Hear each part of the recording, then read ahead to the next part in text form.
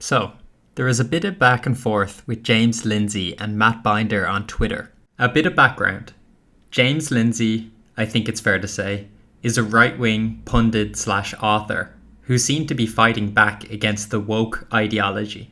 He often accused people of being groomers and was banned off Twitter for such content. Matt Binder, on the other hand, is a left-wing pundit who often appears on the Majority Report with Sam Cedar. These guys are obviously on different ends of the spectrum. Matt Binder tweeted out that James Lindsay, who is seen here with a member of the NXIVM sex cult, whose leader is currently in prison for child sex trafficking.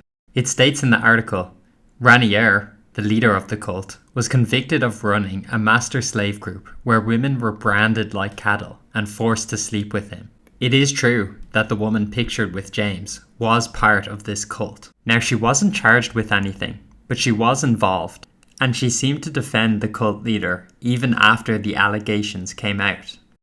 Later on, and separately, the leader was charged with having child porn and a relationship with a 15-year-old. The article states that Alison Mack and Claire Bronfman knew about this, but it doesn't mention Nikki Klein, the girl photoed with James Lindsay. So back to the accusation. I think this is a little misleading as it says child sex trafficking. From what I gather, he was charged with sex trafficking and separately all the underage stuff. Not that it makes it much better. Lindsay put out a myriad of responses. This one, which is mainly deflection. In this one, he says his detractors are trying to get him to confess that the optics are bad, or in some way, however tiny, that he was wrong. And in this one, he calls it leftist propaganda. I sympathise with the mentality that you shouldn't apologise to the mob, because they won't be satiated anyway. And I'm not sure an apology is even warranted from James. But I think an explanation is warranted, which is what he's not giving. I see this as someone who likes James Lindsay, and I want an explanation for why he was hanging around with such a shady figure. And I want to differentiate between an apology and an explanation. Did you not know who she was and what she was involved in at the time of these photos? That's fine, and you don't have to apologise for that, but that's a good explanation. Or maybe you've heard her side of the story, and it justifies being cordial with her. Maybe she wasn't involved in the seedier parts of the scandal. I don't know, but without an explanation, it can reflect badly on James. As a fan, are we supposed to just blindly trust your motivations and actions? Why don't you explain, not apologise, and we can decide for ourselves?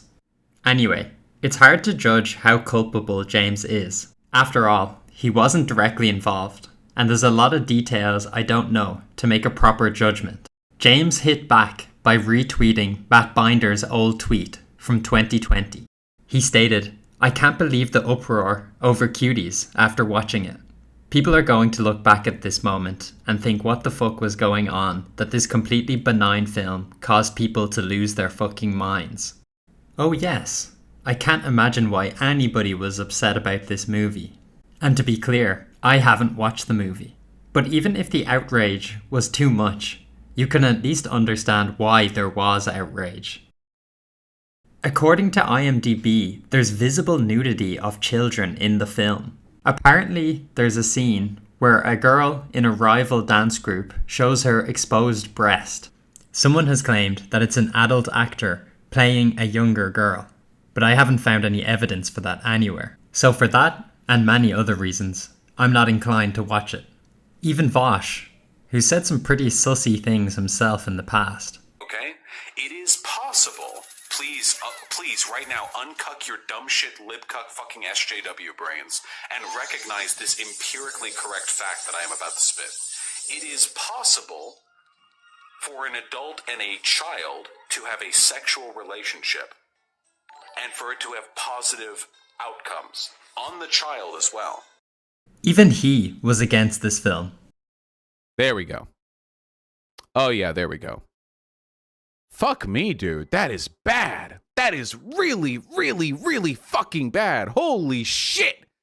And as if that's not bad enough for Matt, someone asked him, "Hey Matt, would you let your 11-year-old daughter do the same things like acting in a movie like that?"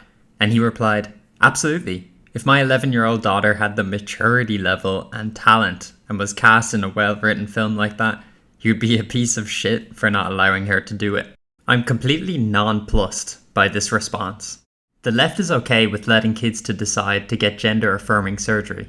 So why not let them star in films marketed to pedos?